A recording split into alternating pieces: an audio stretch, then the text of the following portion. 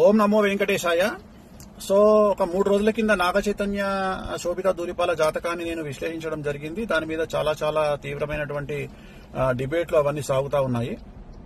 So నేను ఆ జాతకాన్ని చెప్పడానికి ప్రధానమైన కారణం ఏమిటంటే, నేను ఇంతకుముందు సమంత నాగ చైతన్య జాతకాన్ని చెప్పి ఉన్నాను కాబట్టి దానికి ఎక్స్టెండెడ్ గా ఈ జాతకాన్ని చెప్పడం జరిగింది తప్ప, నాకు మళ్ళీ నేను ఇచ్చినటువంటి మాట మీదనే ఉంటాను, సెలబ్రిటీ జాతకాలు చెప్పను అని చెప్పాను.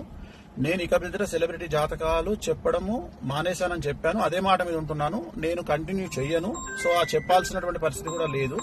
సో సెలబ్రిటీ జాతకాలు గాని రాజకీయ విశ్లేషణలు గాని నేను చెయ్యను అని చెప్పి మీకు నేను మొన్న 2 నెలల కింద నేను ఒక వీడియో పెట్టి ఉన్నాను. సో దానికి ఎందుకు నేను చెప్పాల్సి వచ్చింది అనే క్లారిటీ ఇస్తా ఉన్నా. ఎందుకు చెప్పాల్సి వచ్చింది అంటే, దాని ఎక్స్టెండెడ్ గా నేను చెప్పడం జరిగింది. దాని ఎక్స్టెండెడ్ అంటే సమంత నాగ చైతన్య అది జరిగింది కాబట్టి నేను దాని ఎక్స్టెండెడ్ గా నేను చెప్పడం జరిగింది. సో ఇప్పుడే నాకు మంచు విష్ణు గారు మాట్లాడినారు.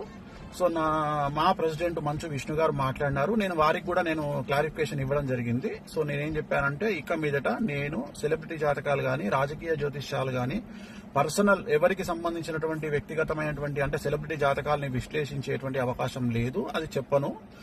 ప్రత్యేకించి నాగ చైతన్య గారి జాతకం చెప్పడానికి కారణం ఏంటి అంటే, ఓన్లీ వన్ రీజన్ ఏంటంటే, సమంత అది జరిగింది కాబట్టి దాని ఎక్స్టెండెడ్ గా దీన్ని మాట్లాడినాను. అంతే తప్ప ఇక మీదట నా నుండి మీరు సెలబ్రిటీ జాతకాలు నేను చెప్పను అని చెప్పాను. అదే మాట మీద ఉంటున్నాను. సో మంచు విష్ణు గారితో కూడా ఇప్పుడే మాట్లాడినాను. మాట్లాడితే సార్ మాట్లాడినారు. సో చెప్పాను నేను ఇది పరిస్థితి అంటే, ఆయన కూడా వెరీ గుడ్ డిసిషన్ స్వామి గారు అని చెప్పారు. సో నాకు కూడా తెలుసు. కానీ ఈ ఒక్కటి చెప్పడానికి కారణం ఏంటంటే, ఆల్రెడీ జరిగింది కాబట్టి దాన్ని ఎక్స్టెండెడ్ గా ఇది మాట్లాడాను.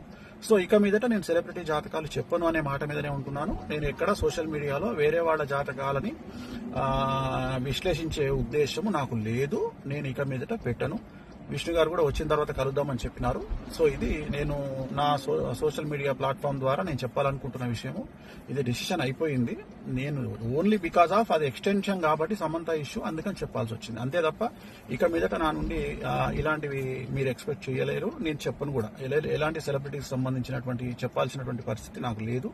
నేను చెప్పను. ఓం నమో వెంకటేశాయ.